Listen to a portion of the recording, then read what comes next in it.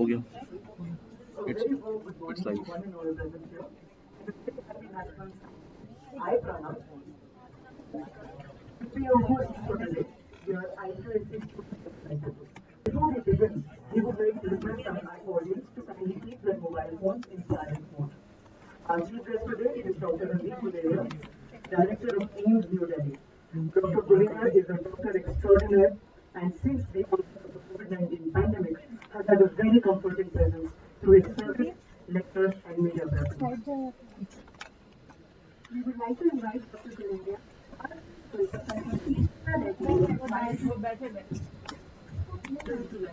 Okay. Professor Vatika Mathur and Dr. Shana Pastika to IPM. Following the ceremony, our college students from the Indian Music Society are last. Under the Paramati Vandana with singer Niladri Char, keyboardist Shana Mathur and Tabla and Nano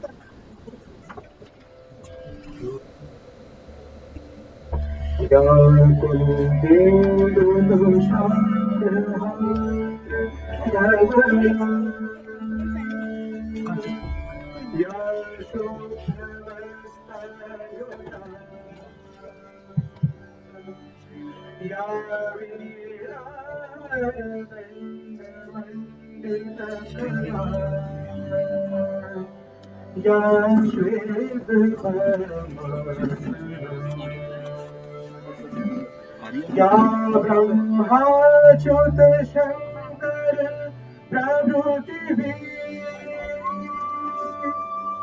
देवै सदा वन्दिता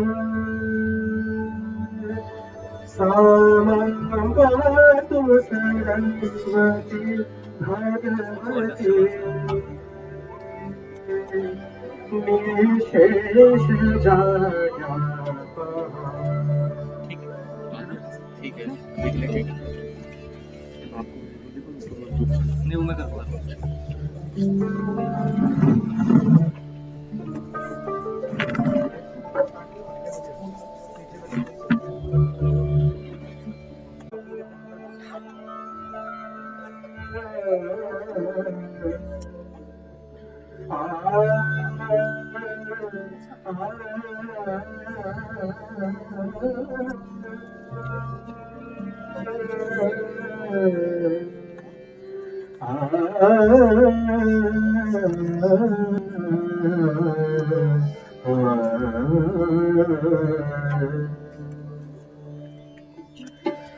माता सरस्वती शारदा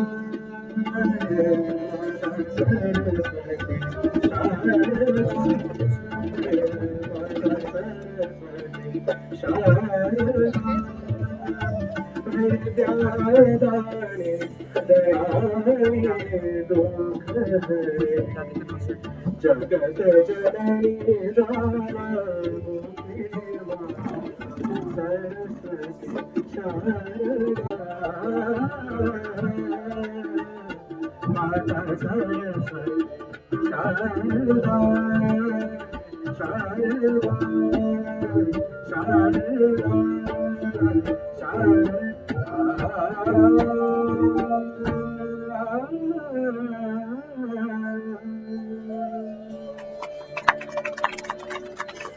धन्यवाद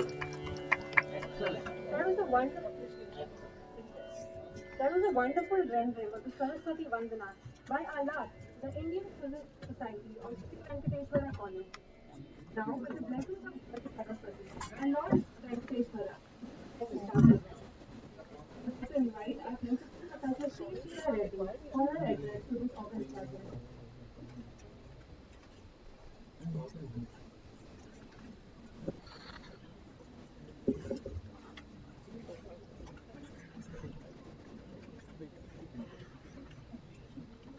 Firstly, it is so nice to see this hall full of energy, dynamism, and vibrancy.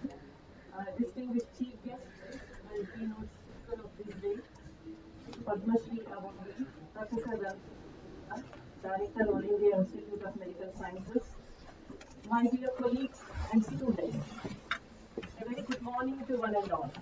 At the outset, our college for organizing this wonderful event. So special thanks goes to Professor Vartika, coordinator by QAC, Shantara Patricha, who are the student volunteers who were very much involved in organizing this particular event. We all know that the National Science Day is observed on 28th February each year in India. The day is of utmost importance in the history of science for the remarkable discovery of the famous phenomenon, the Raman effect, by Indian physicist Sri C.V. Raman, who on this day in 1928, in his laboratory at the Indian Association for Cultivation of Science, Kolkata, did this, and for which he was awarded the Nobel Prize in Physics in 1930. The significance of National Science Day is that basically it is to spread the message about the significance of science and how it can improve the daily lives of the common folk. The main reason to observe Science Day basically is threefold. That is to display all activities, efforts, and achievements in the field of science, to provide opportunity to those citizens of India interested in science, and to foster and encourage interest in science and technology. The theme for National Science Day 2022, as outlined by Government of India, is integrated approach in science and technology for sustainable future. Very interestingly, the government has highlighted a fourfold integrated approach in science and technology for sustainable future. This is to help us to come out of the culture of working in silos and play a leading role in the global arena. I'd like to just share this fourfold approach, which is very appropriate at this moment. Firstly, is integration of all the scientific departments which can work on theme-based approach. Second, it is extended scientific integration encompassing engineering, medical and other institutions. Third is the extra scientific integration involving identification of the needs of other ministries like Jal Shakti, railways, etc. Fourth is the extended science-driven, all-inclusive approach integrating startups and industry. As we understand from this fourfold approach, integration is the key aspect. If we miss on integration, that will definitely impact on convergence and synergy. And that is why we suffer from bad implementation of policies and always complain about good implementation of policies. While launching the theme of the National Science Day, Honorable Union Minister of State for Science and Technology, Dr. Jitendra Singh stated, and I quote, "This is the best time to give a push to this integrative approach as all the ministries and departments have come together to work for the survival of humanity at the time of pandemic crisis. It is time to sustain the spirit, and the National Science Day will be the occasion to take a pledge for this and work with the integrated approach henceforth for sustaining livelihood, sustaining human life, and for India to emerge as a leader in science." Let us all gather momentum from these very meaningful and inspiring words. Sri Venkateshwara College has always been in the forefront in inculcating the spirit of scientific temper among its faculty and students. The departments cutting across all disciplines are proactively engaged in multidisciplinary research. Our initiative at the college, Sri Vipra, that is Sri Venkateshwara Internship Program in Research and Academics, is a testimony to this fact, which encourages to develop research aptitude at the undergraduate level. The way faculty have mentored the students is also worth appreciation. I feel proud when some faculty share with a lot of excitement that their work under Sri Vipra project has been published or has been accepted for publication. Besides, our faculty in sciences and social sciences are working on themes of contemporary significance and relevance for leader of advances and innovations in science and technology. But how best we can leverage science and technology for the betterment of society continues to be a challenge. Nevertheless, COVID pandemic has taught us to be resilient and convert challenges into opportunities. Professor Guleria's vast experience and expertise on the theme of the lecture, that is the reshaping science and technology in service of society, would be certainly insightful, enriching, and intellectually stimulating. He is not only a man with a pleasant disposition, but his empathy and advice during the intense pandemic period were quite reassuring for all of us and definitely boosted our morale and confidence. Sir, you have led India's dedicated team of frontline warriors in COVID-19 pandemic and you deserve much appreciation for this. And as we all know, the intense period of this COVID-19 was a period where all of us experienced a lot of insecurity. Professor Guleria made every effort to allay our fears and insecurity as far as pandemic is concerned through his talks and media presence on a regular basis. All of us are deeply indebted to you, sir. And of course, we take pride in knowing you as alumnus of our college, studying medical studies in our medical college. So we eagerly look forward to your lecture once again on my own behalf and on behalf of the college. I extend a warm welcome to you. Thank you so much for making this possible. Your physical presence is definitely encouraging and motivating. Thank you. And I must admit that at a very short notice, I invited our advisor, TTD Educational Institutions, Dr. Shankar Reddy, who, like, we were just planning, it was quite hectic, but still, sir, you made it to this function, and your presence is also certainly motivating to all of us. And your guidance has helped us to grow better and learn better. Thank you. Thank you so much. Thank you so much, ma'am. Now, we would like to invite the coordinator of IQAC and convener of today's seminar, Professor Bhavika Master. We request her to come to the stage and introduce Professor Randeep Guleria. Over to you.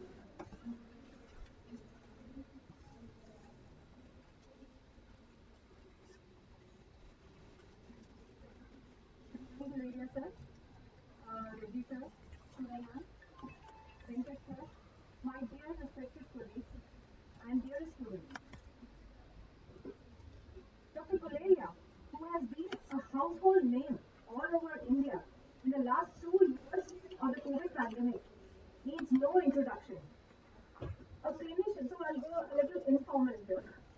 A clinician who is totally committed to his patients, an excellent orator, a passionate researcher in the field of pulmonary medicine and sleep disorders, lung cancer and air pollution, people's director, as they call him in AIMS, an able administrator, warm-hearted and passionate person, a self-proclaimed introvert by the way, an out and out family man, caring husband, loving father, and a doting grandfather. Professor Guleria wears many hats. Through his calm composure and poise, he has been a source of hope for millions, not just in big and small cities, but also in remote villages during the pandemic. Thank you, sir, for being there when we needed the assurance so badly. So, without further ado, I would like to read this citation that we, the principal, faculty, staff, and students at Sri Venkateswara College would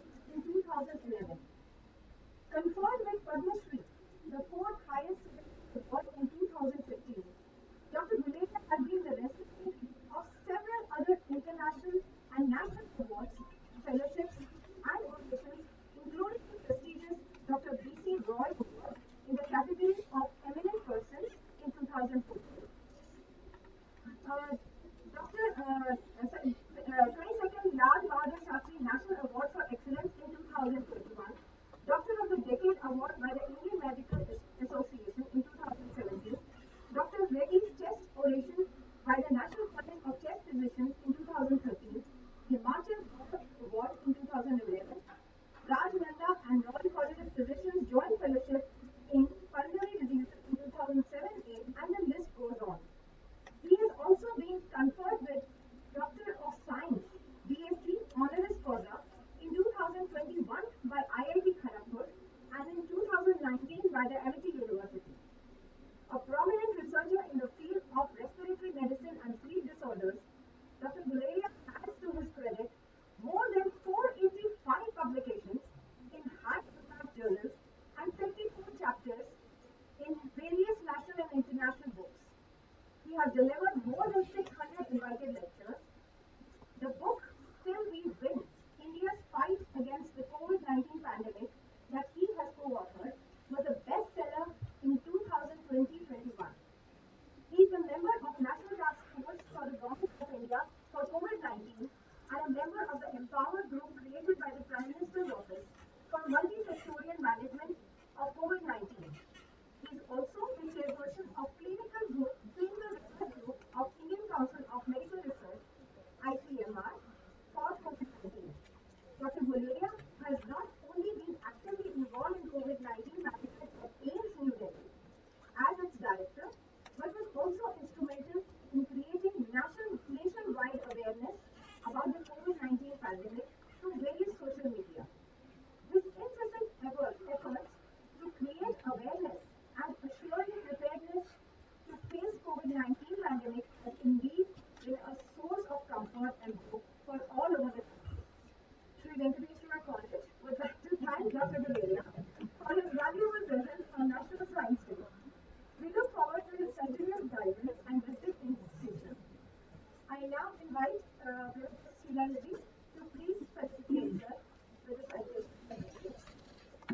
I am a member of the college.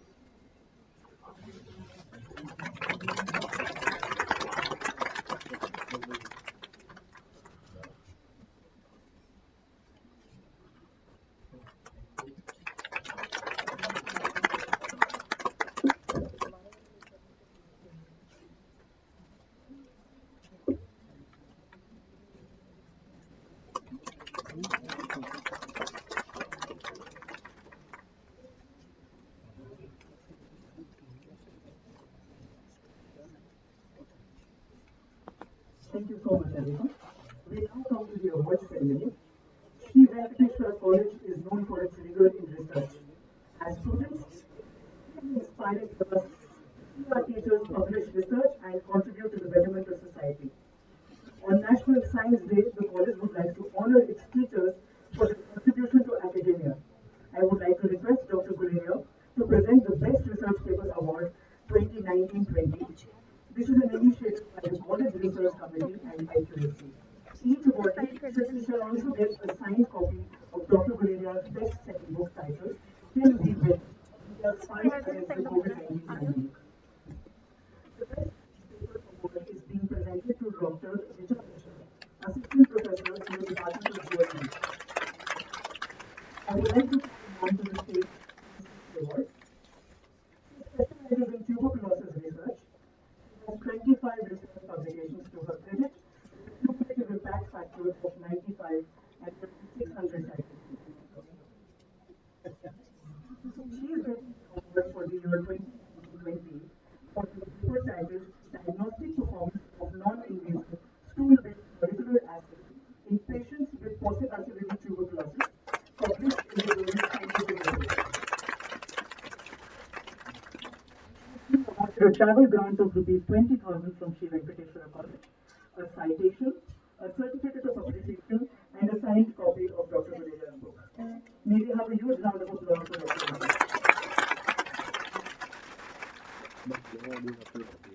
We would now like to invite Professor S. Srinivasan, Department of Summary. We now invite Professor Vartika Bhaskar from the Department of Zoology.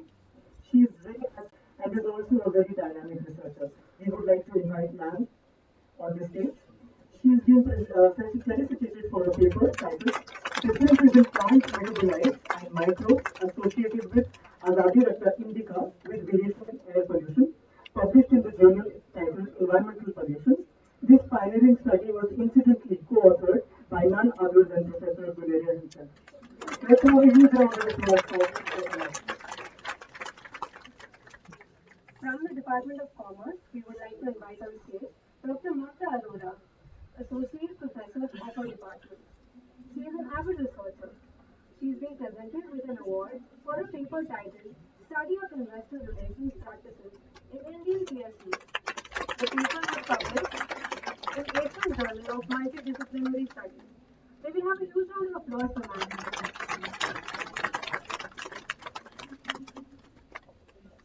And now, we come to the most awaited event for today. I would like to request Dr. Guleria to deliver his lecture on the topic Reshaping Science and Technology in Service of Society. May we have a huge round of applause for Dr. Guleria. Over to you, sir.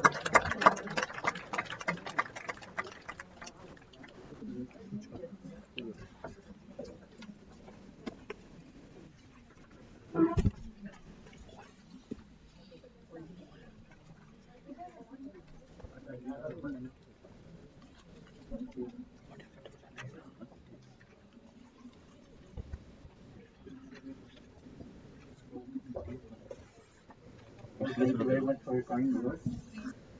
So I deserve all of them. Thank you.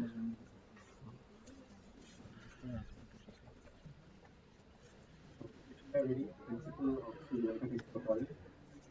Mr. Randeep Kumar, the vice principal, Dr. Kara Reddy, advisor, members of the IQSC, Dr. Mathur, Dr. Sheila, the teacher, other teachers from the college, students, ladies and gentlemen. As was said by the principal, I'm really delighted to be here. I've studied here and still remember the canteen, the outside long way I would sit in the winter months, and the classroom. I spent just 1 year because at that time we didn't have 10 plus 2, the last out of college is 11th class, and then we had to do 1 year of pre-medical before we could go into medical school. It was a great time. I still remember it to take the Mudrika and I think the 702 was the bus if I'm not mistaken from April Road was the one that I would catch. There was no flyover at that time, so the red light was there. And like all students, we would catch the bus at the crossing rather than at the bus stand. So times with the wind blew and of course, somehow in the house. Students would get so that's what it was about. So today, I'm really happy to be here talking on reshaping science and technology in service of society. Now here, what I would like to really point out is that we have three key words here: science, technology, and society. And how do we look at them when we start looking at our future? Now all of them, in many ways, are interconnected. It's basically because of the fact that in the last few hundred years, science has given how mankind has progressed. And that has been by science using technology, and that for the betterment of society. So I don't know how many students of science there are out here. And if you could tell me what do you understand by the term science? Would any student really say how would you define science from the point of view of a student? Anyone would like to raise his hand and sort of take a what we would call an elevated risk? I tell my students when I take the round, that times have changed. When I would take the round with our undergraduate students, and we have quite a reasonable batch, and we go from discuss this case in our bedside, and I ask the students a question. Tell me the causes of, let's say, fluid in the chest, especially stopper or an exudative. And they would all pause, and I could almost see the students with back simply googling the word. I'm coming out with the results. So times have changed. There was a time when people would remember things and would say, I can tell you 10 causes of this disease. Now it's not learning those causes. It's knowing where to find the answers through the device that you have on the palm of your hand and be able to use it. That is how science is changed. That is what science is all about. telling you what humans are doing nowadays.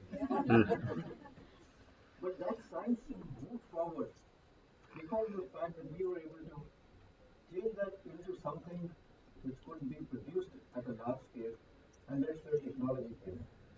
So science and technology therefore sort of merged with each other, and that was for society.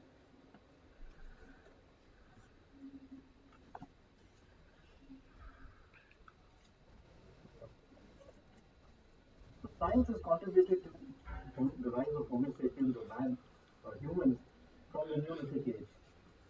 And a lot of discoveries that were done through science were converted as far as technology was concerned. So technology allowed science to convert a lot of things into tools, machines, space stations, robots, robotics, even artificial intelligence to a large scale, which is what we use in day-to-day practice, even without realizing it. You do a Google search for, let's say, a watch, and then whenever you go onto any site, you start getting advertisements for watches. That is also part of what technology is doing. So we had the stone tools over 200,000 years ago, fire more than 700,000 years ago, or more than that, and then we have globes and sensors. So what has really changed in the last few years is basically what happened as part of what I would call industrial revolution. And that is something that really brought a huge change in science and technology. It was not there before this. But the third word that I wanted you to keep in mind was society. Because it's important to remember that science has no priority. Science has no politics. Science does not decide which way it wants to go. It does not determine what to do with the discovery that has been made. And that is for society to decide. We discovered stone tools 200,000 years ago. We could use them to kill animals so that we could eat. So we could use them to kill each other so that it will satisfy our ego and we will become more powerful in the limited life that we live on this planet. We have fire to heat ourselves, so we could use that same fire to destroy our neighbor's house. So those are things that we need to keep in mind. So when we talk of science and technology reshaping society, it's for us and the younger generation to decide which way they want to take science and technology. Robert Oppenheimer, who, you know who Robert Oppenheimer is? Tell me who you are. Correct. So in the later part of the Second World War, 1945, Germany was losing the war, but Germany still felt that they could turn things around because of science and technology. They thought we could have the V2 rockets and more technology which could change the war, and we could start building rockets which could demolish, say, London or many cities in Europe. At the same time, US was also working on what is known as the Manhattan Project, or trying to develop an atomic bomb. And they were able to do that in 1945. And one of the scientists who was involved in that was Robert Oppenheimer. And his comments when the atomic bomb was thrown up, the Nazis had fallen, Germany had fallen, the war was still continuing in Japan. And two atomic bombs were thrown in Hiroshima and Nagasaki. And that time he said, now I become death to destroy the world. This is from Gita. He said, this is one way that science will progress to destroy the world. So we must understand that when we talk of science and technology, I think it's also a responsibility to see how we can use it for the betterment of society. And that's what we're going to working in a different side where that's where integration becomes very important. So you have people who are making instruments, people who are making various, let's say, products. They never looked at science to help them. And there were people who were working in science, but they didn't look at it from the point of view of what is being used in technology. And at that point in time, it was felt that science is only required to sort of propagate what was already known. And what it meant was that the, let's say teachers of that time, the rulers of that time said that what is to be known is already written there in the scriptures, and what is not written does not need to be known. This was what was going on till almost 500 years ago, and that was where we were. But then this changed, and this is what really changed things. That for the first time, no one said that yes, we are ignorant. There is more towards knowledge, and we must learn and see how we can come over this ignorance. And I think the most important, for a long time, people felt that lightning was basically because of the wrath of lords and gods, and they were angry, and that's why you had thunder and lightning. He did a simple experiment by using a kite and showed that lightning is nothing but electricity. That type of simple studies can still be done to show that we can really learn from accepting the first step that we are ignorant. And that has really helped as far as science is concerned, technology is concerned. And what happened in the industrial revolution was that science and technology came together. Let me give you another example. Let's say you have a problem or a person who is making a bullet card. Every time he makes the same card and he sends it to the market. The cobbler makes the same shoe every time. He doesn't think, let me keep some of my profits aside and let me do some research on the weekend to see can I make a better bullet card, can I make a better shoe. That was research and that was science, but that was not there in technology. And that is what really happened in the industrial revolution. That people started talking to each other. And we need to do that even more today. We need to come out of our silos. We, as college and medical scientists, are interacting with engineers in IIT. We are in MOU with IIT. I find people, we have interviewed grants for a collaborative research which we find is of good quality between IIT Delhi and the All Institute of Medical Sciences. AIIMS gives 5 lakh rupees, IIT gives 5 lakh rupees per year for good quality research. And when we started this a few years ago, I think it was 2017-18, we had a huge number of projects. We had to have an external committee to decide which projects had value in terms of being translational. And now we have a huge number of devices coming out, point of care tests, because that collaboration between, let's say, physician and engineer, and this has to be done with mathematicians, computer engineers, even in humanities. Everyone has to come together if you want to move forward for the progress of science and society. So what is the industrial revolution? I just try to give you a broad outline of that. It's a systemic shift in technology that changes and improves the way that business is done, while creating new businesses across all industries in the economy. Now, why is it important today? Because we are living through what is known as the new industrial revolution. Now, these are the things which started what we see today. Edward Jenner started the smallpox vaccine. He used cowpox, injected it into a girl, and was able to protect her from smallpox. That's where the story of vaccine started and what we have today, as far as the COVID-19 vaccine. Could be said that that was the starting point of what science and technology has done for us today, and I'll come to that. We had the same Jenny and the same machine, which you could say was the initial part of large-scale garment manufacturing that we have. And of course, we have our Guleria telegraph, which I don't know how many of you know what it does, but it used to send Morse code. Now, this could be said to be the first generation of your smartphone. This is how it all started, the telegraph and the thought process of science and technology, taking the telegraph all the way up to smartphones and technology which we have today. But the pace is something that we need to really understand. And then we have the steam engines, from that we've had locomotives, we've had so much progress, and now we have these super fast trains, and we're talking of even now having travel individual fighters in terms of various sports. So what has happened? So we started off with the first industrial revolution, which happened between 1760 and 1840. like to mechanizations.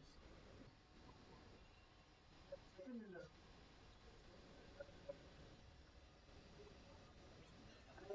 electricity comes along. This happened in 18 through any sort of great third revolution, electronics, IT system, and automation.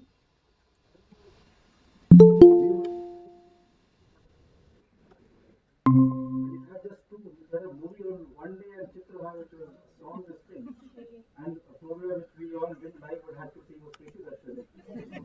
Also, but I don't think the young generation is know about that.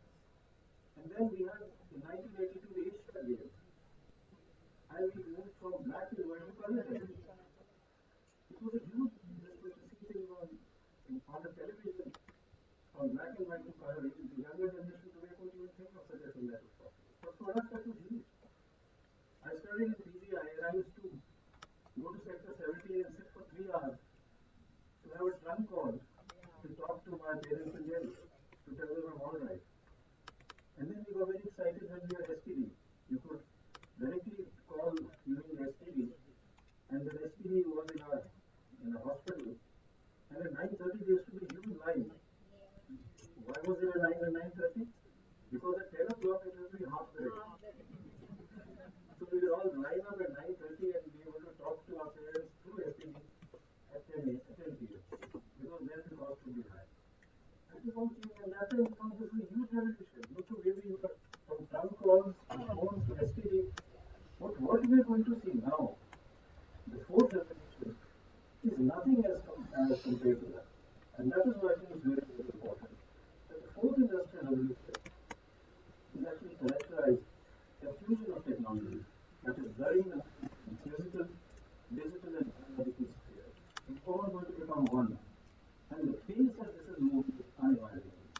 And that is why I think that from very rapidly in the last few years, many years ago we would ring up and order a pizza. We didn't have the menu, we would tell him that please send the menu with the order so that we can see for next time what we want. Now we don't need to do that. We don't even need to ring up. We just go to our phone, we go to, it could be Zomato, it could be Swiggy or whatever you have. You can see it, you can choose whether you want extra topping or not, whether you want this or that. That is what technology is like. You call for a cab. Now you can use so many tools, Uber and so many, for your cab. Don't even think about it twice. But think of the technology and the revolution that has happened to all of us. Similarly, we used to have Blackboard teaching, PowerPoint teaching. I even had a time when I used to do OHP to make our listing on this thing, transparencies and put it up, and then they would be put on screen. Now come PowerPoint presentations, but to go to classes. That's what we have been doing for the last year. This is the change that has happened in industrial revolution. Fundamentally alter the way we live, work, and relate to each other. And this transformation, like mankind has ever experienced, mind always. And it's going to really change the landscape. That's why I said it's important for us as a society to take the direction. And this will also need a lot of response from industry, policymakers, private sector, academia, and civil society. So as this change occurs, individuals, how does it affect our privacy? How does it affect our various rights? And it does really interfere with a lot of other things which we take for granted. So it's important to be able to understand the implications in a very holistic manner. I should now move on to this next part of my talk because I'm a clinician, so I'm not going to be able to tell you about the fourth industrial revolution in, let's say, computer sciences. I shall focus to some extent on healthcare and tell you because I think this is one area which is going to change the most in terms of the fourth industrial revolution. And this is going to really have a lot of change. Digitalization is revolutionizing the way healthcare is provided, from interaction between patients and caregivers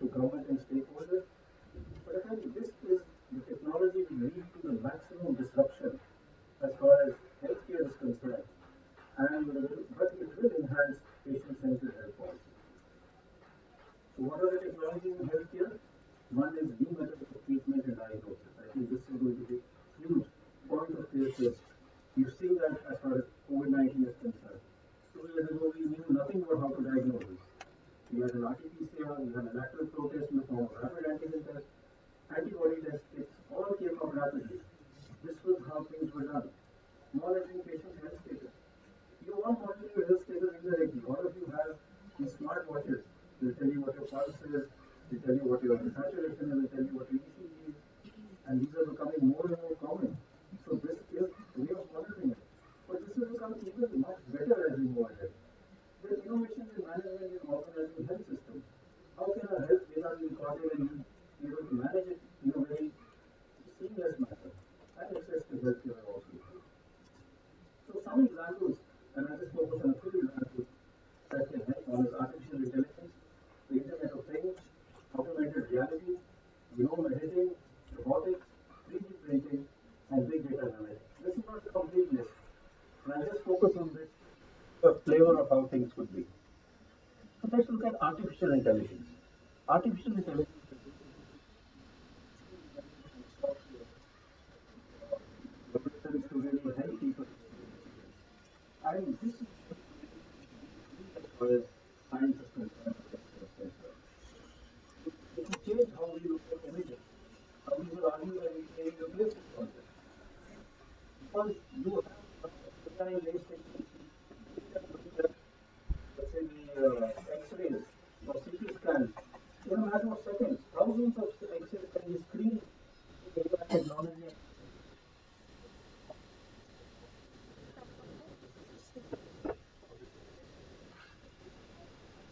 I think we need feedback. Another area is pathology. Pathology means looking at number of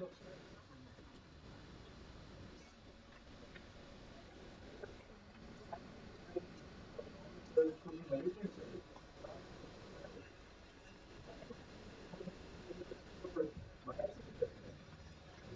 For dermatology, you have skin lesions, you take a picture, send it to the data based on algorithm, and you can then make a diagnosis. This is how things will change. Treatment protocol development. Now, this is another issue because science is evolving so much. We have this IBM computer known as Watson. IBM Watson actually used for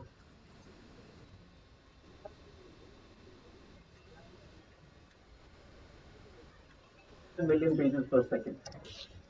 So it can take up the entire data and it's being used in oncology management by various institutes. To have a patient's data and then decide which is the best treatment strategy available worldwide for this patient. That is being used as part of the IBM Watson computer. And that will change how we decide treatment strategy so that it's more comprehensive and we don't miss out on something. I may not have read a new treatment strategy which has just recently come out. But using artificial intelligence and the capacity it has, I could decide that this is best for my patient and this is what I should do. This new treatment, which is targeted towards this type of cancer, you should have. So that will help. And drug development, that we already say, by using artificial intelligence, we can decide which molecule is the best as far as future is concerned.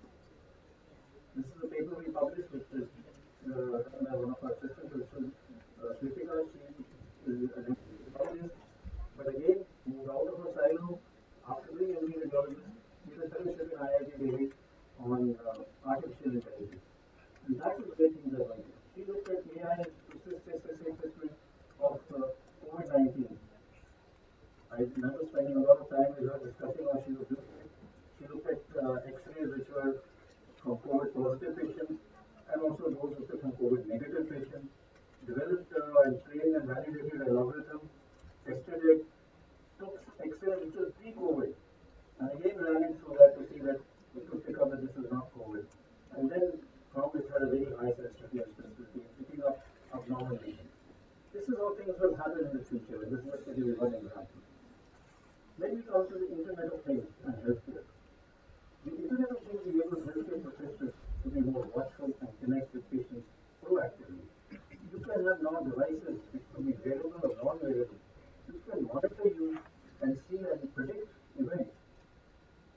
Let me give you an example. I have a patient, let's say, who has a heart disease or a chronic lung disease.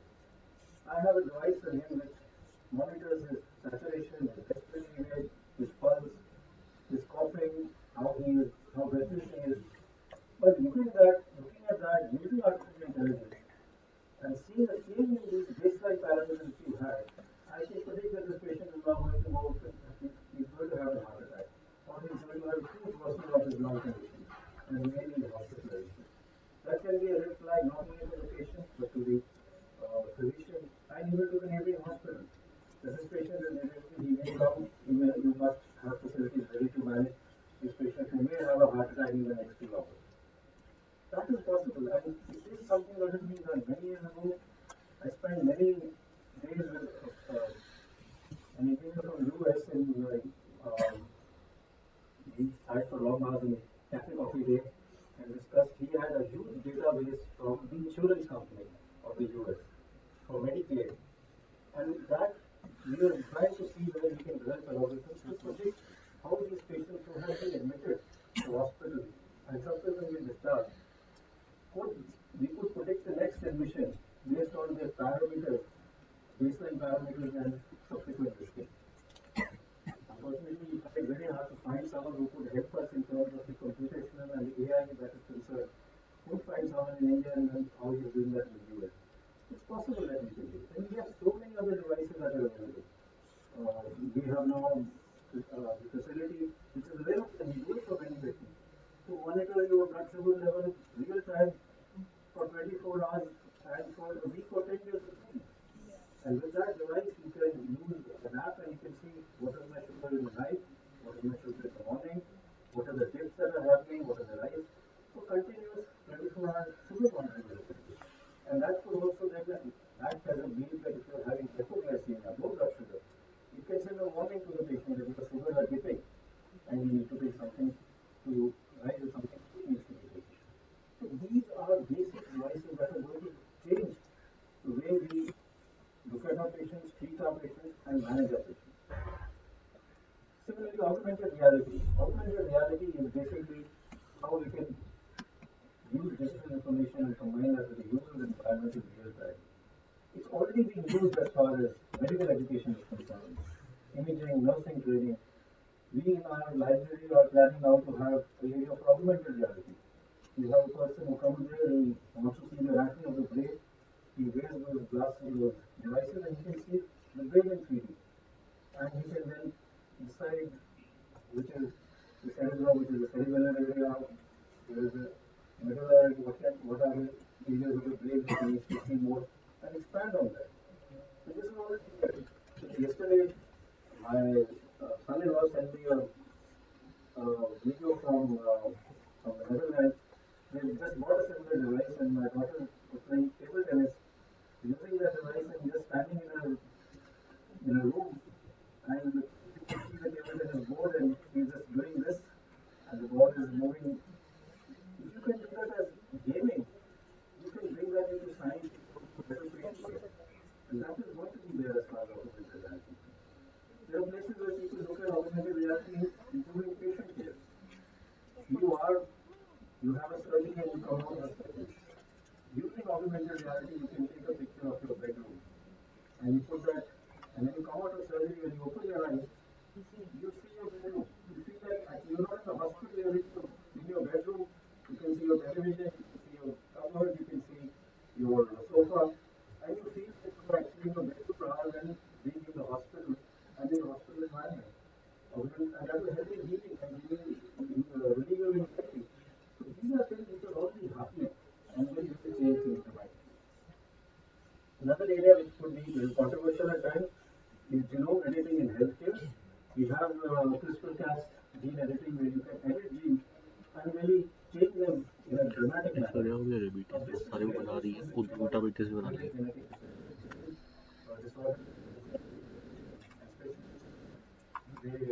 उल्टा बेटे वो भी आ जाएगी बेटी Slow the child of the body. But they can also to enhance physiological capabilities of and I'm sure you've seen many movies where genetic engineering has been used to have superhumans and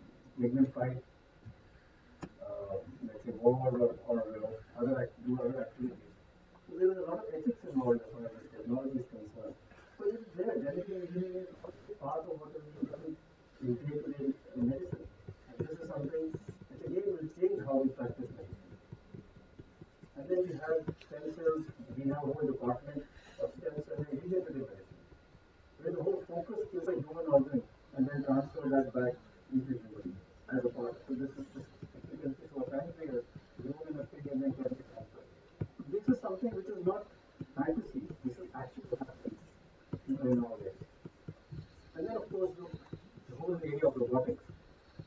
You look at surgery as far as robotics is concerned, in all, for example, I have this whole problem that every every surgeon wants a robotic in his OT. We have robotics, it's expensive thing to government has to think about investing. But robotic surgery, whether it's for urology, whether it's for GI surgery or for the obstetrician, is what they want to do because it's more precise, it has precision in it. And if you look at it, it's also like gaming. You're sitting on this device and you're moving it, and the robotic arms are then sort of being very precise in terms of surgery. But robotics are also very useful in rehabilitation, medical transportation, sanitation, and such things. Then in COVID-19, we had robotics, which people were scared to go inside. People had these suction cups, and it could go up. It was huge. So I'm not saying something which is in fantasy, it is something we did in our COVID case. So robotics are there. And then of course the whole issue of 3D printing, which is new and helped dramatically in the development of new surgical devices, how to help patients, whether it be a pick of bone, organs. And this is being done. You can use 3D devices to make a part of the bone and then use that to, which is personalized medicine. You can pick for that patient and put it there. We have a 3D printer which the orthopedics department does. What they do is that when they do very complex spine surgery, where the spine is really distorted, using 3D printers they will make the vertebral body and then see how they can correct it. And they know the exact length that the screw has to go in or the plate has to go in so that it doesn't go deep inside and hit the spinal cord. So that surgery planning is done using 3D printing of making the vertebral body of that given patient. Data is sort of comes out from the CT scan and the MRI, and then comes out to 3D printing. This is something that we are going to do. So this is based on 3D printing will change how things are going to be done because it's becoming more and more cost effective. And then big data analysis, telemedicine, personalized medicine, so much of it is there as far as data is concerned.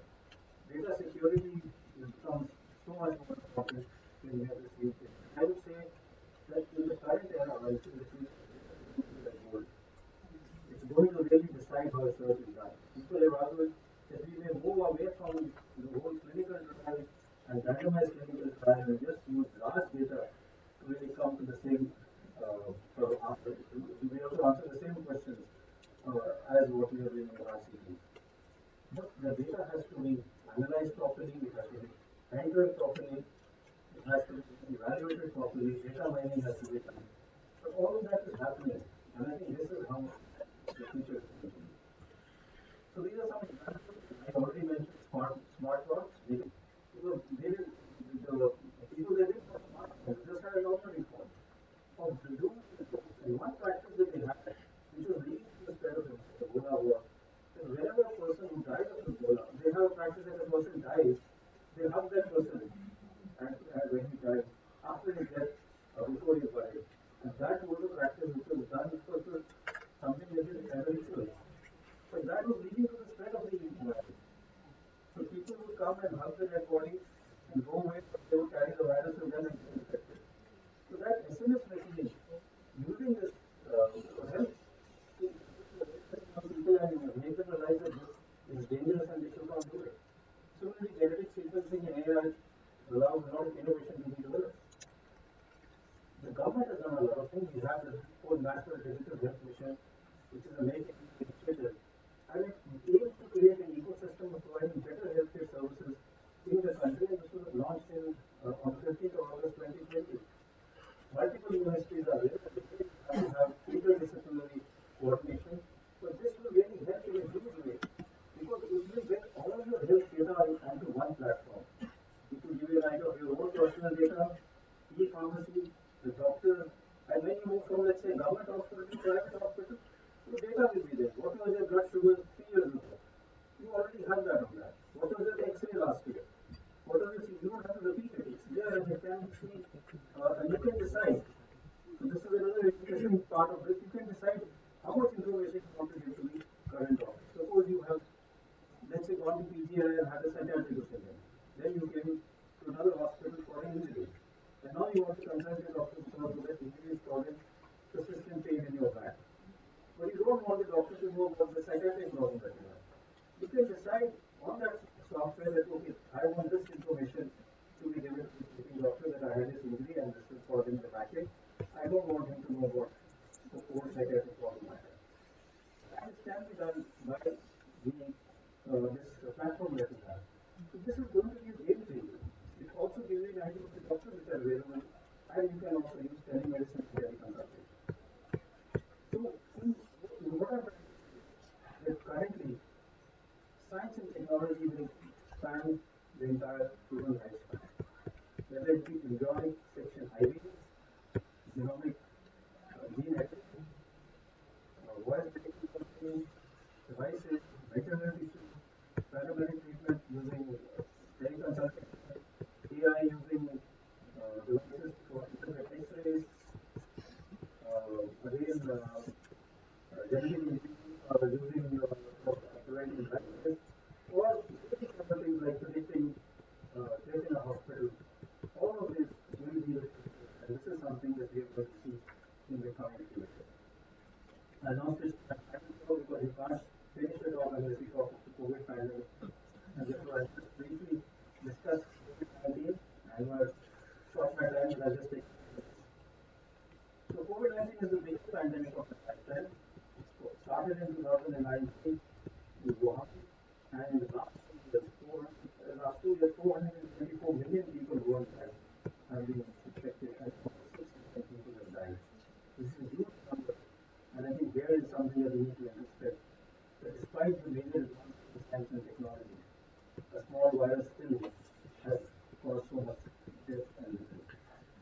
We've had 3 waves. The first case that was reported was way back in 2020, 30th of January, when the case of China, where we took multiple tests, and that was a huge nightmare because one was doing a contact tracing at multiple cities. We had a national lockdown on 20th of March. The first wave was September 2020, and the vaccine was 16 January 2020. And we had a second wave between March and May of 2021. And the second one is reported this new variant Omicron, and we have a third wave which is now and stay ready from January to February. So what is the scientific perspective? What caused the pandemic, and will there be more in the future? I think it's very important for us to sort of ponder upon this. We've had huge amount of pandemics in the past. It's not that this is the new pandemic. We have the Justinian plague, which killed almost 30 to 50 million people in the 6th century. Remember, the global population was much lower. We weren't 7 billion. We had the Black Death in the 14th century, which killed almost 30 to 50% of the European population. Corona pandemic. The 1918 pandemic was known as the mother of all pandemics, occurring because of influenza. Killed almost 2% of the world's population, 40 to 50 million there. And if you look at the data from the Indian history, India was part of it at that point in time. Huge number of deaths are reported from India also. So, why are we seeing more pandemics? There were 2 pandemics in this century. Swine flu in 2009, it was H1N1, and we had now COVID-19 since 2019. Why are we seeing this? And we're seeing a lot of outbreaks. I've been sort of trying to say this for a long time because in 1998 we had what was known as H5N1 bird flu, avian influenza. My father actually got a Rockefeller Foundation scholarship, and he went to Canada, McGill University, for a year. When he went, not only his own family and his relatives, but his entire village came to see him off. Because they were friends, this is the first person going that flight, and whether he'll come back or not, they were not sure. And so many other things were there. Now we don't even think about it. Our airports are like bus stations. This is how much travel travel has happened. And when we travel, we will carry infections with us. Classical example is SARS. In SARS, it started in Hong Kong in 2002. A person who had come from South China was staying in the same hotel and he crossed a Canadian citizen in the corridor and he was coughing a lot. And while he was coughing, he crossed this person. This person acquired the infection, took the night flight to Canada, and a few days later became sick. No one understood that this was a new virus, and many healthcare workers died before they could understand that this is the SARS coronavirus, which is a novel virus which is causing a huge number of deaths because people have no immunity against the SARS. So this is another is growing urbanization, encroachment into the environment, and global warming. So throughout history, as Homo sapiens, we have actually lived in common times. We never traveled out of our comfort zone in our own town, in our own city, in our own state. That has all changed.